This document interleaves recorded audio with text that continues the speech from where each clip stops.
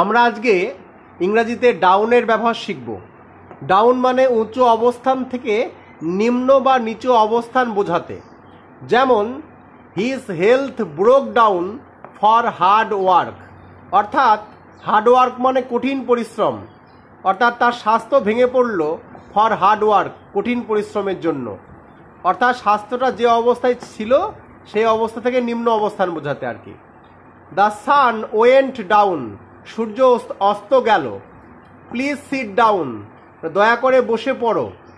Go down, নিচের দিকে যাও। কাম ডাউন, নিচে নেমে এসো। His business is down now, তার ব্যবসাটা আজকাল মন্দা যাচ্ছে। Do not look down others, কাউকে ছোট করে দেখো না।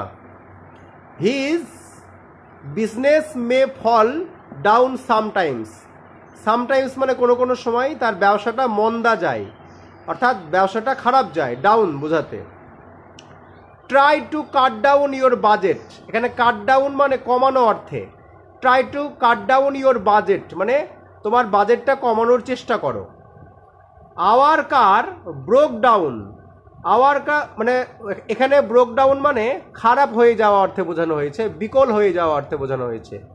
Our car broke down at the side of the highway in the storm, অর্থাৎ আমাদের গাড়িটা খারাপ হয়ে গিয়েছিল রাস্তার হাইওয়ে ধারে ঝড়ের মধ্যে। এইভাবে আমরা ডাউন দিয়ে সুন্দর সুন্দর বাক্য তৈরি করতে পারি। দ্য সান ওয়েন্ট ডাউন, সূর্য অস্ত গেল। গো ডাউন, নিচের দিকে যাও। কাম ডাউন, নিচে নেমে এসো। His business is down now, তার ব্যবসাটা এখন খারাপ যাচ্ছে, এই অর্থে ডাউন বোঝানো হয় আর কি। আশা করি ডাউনটা তোমরা বুঝতে পেরেছো।